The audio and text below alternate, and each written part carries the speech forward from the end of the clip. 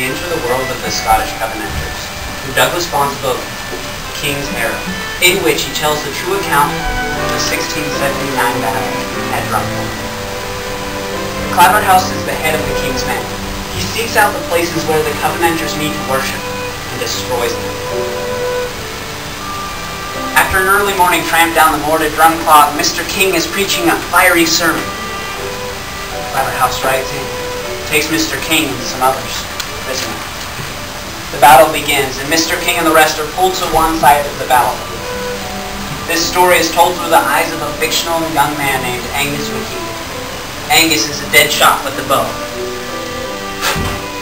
Angus's father is a peace-loving man who doesn't fight anyone unless it's God's will. The person he's fighting is God's enemy. Cut their throats and the battle goes against us. Our words like it, so said Claverhouse. So we did what? And God is giving us the victory over his enemies this day. But they'll cut their throats. Aye, they will. Angus, you must run like the wind and free worthy Mr. King the prisoners, and not trust any man with a musket to do it without killing some of our own. But you can do it with your bow. With my bow, Father? Aye, freedom with your bow. You'll little help here with the claymore. And you must. Claver's men must be stopped from murdering worthy Mr. King in the rift. You alone can stop it if you run with them. He is true. I'll be off with you. Thanks. Let fly in the name of God. My father has just ordered me to go and kill 3 men. Sir Robert Hamilton, the commander, has ordered us to take no prisoners, to spare not one of God's enemies this day. I'm trying to get my mind to work, to understand what is right, but all I can think is that my peace-loving father has just sent me to kill 3 men. In the name of God.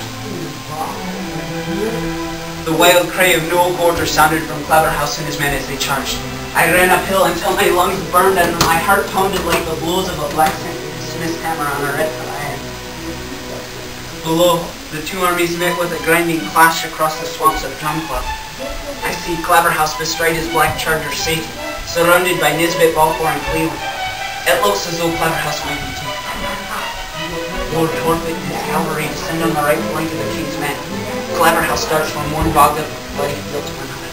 Still the defenders come out.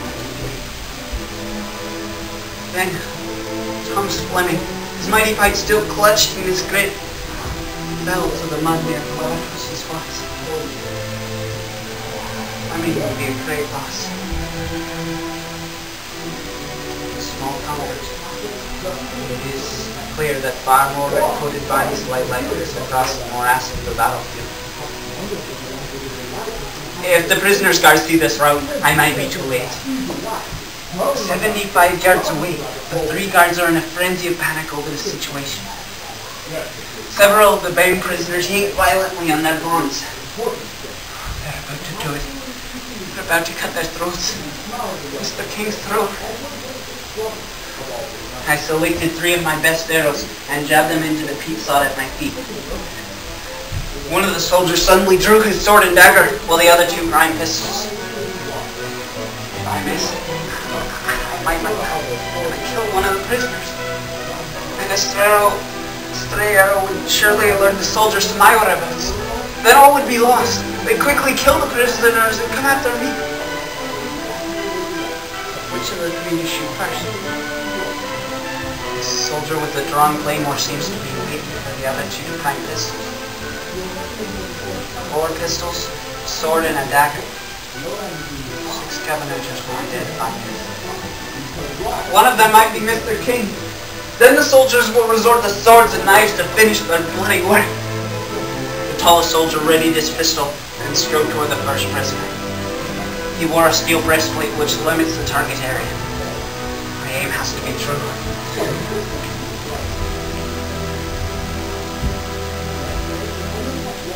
Let fly. God. The man spun on his booted heel with a look of agony and bewildered horror. He groped at his neck for a fleeting instant and fell. The other two men stared in disbelief. Their captain had fallen, but they had no musket fired.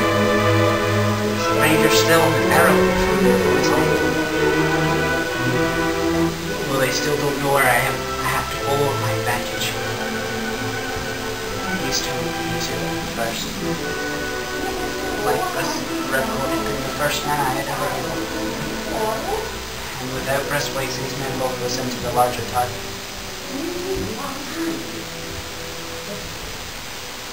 What I had just done is beginning to sink in. I feel a tremor in my hand. I'm a victim in the life of another human being. That knowledge is almost more than I can bear. Love your enemies, Christ, it said. But it's the life of these three men, or the life of the faithful minister, my friend, Mr. King, and all the rest whose only crime was worshipping God on the Sabbath. Most soldiers are particularly scanning the nature. They spot me in an instant. I fly. Also, in the name of God.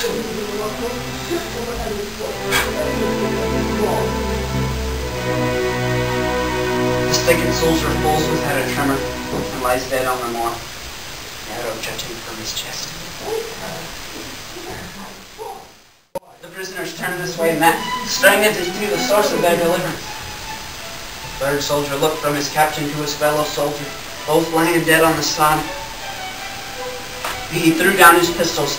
Then, with roving eyes and terrified twistings of his head, he turned and ran for his life. It is a strong back, a broad back, an easy shot, and frequent stumblings in the swampy ground give many opportunities for hitting a non-moving target. Further, an easy shot indeed.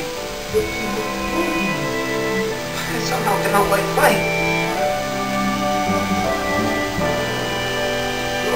I'm not sure that I can do it in the name of God. It's as if my three fingers are willed and restrained. After all, man no longer poses a threat to Mr. King. Or is he running to join those still fighting against me? How can I shoot him? Kill him. The order from Sir Robert has been to grant no quarter, even to those fleeing the field. This was war and I had just disobeyed an order. What would my father say?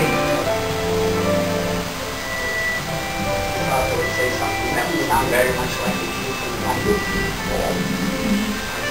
A bard of old, after a battle, in the heart, all was safe again. We war not with mere flesh and blood, nor tyrants' heel or hand, but with feet, whose arrows keen, and sinners' souls figures and sin. Perhaps there's another battle going on this very day. My father would say that. I wonder just where these arrows are. But the prisoners! I've led Mr. King and the prisoners all weary and bloody and still in their bonds. Mr. King! I can't say to it, Angus, my king.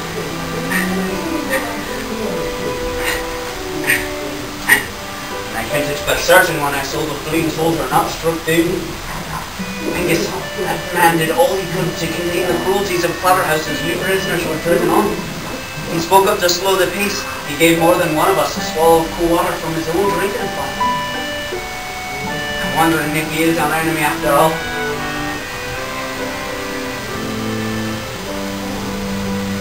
In the name of God,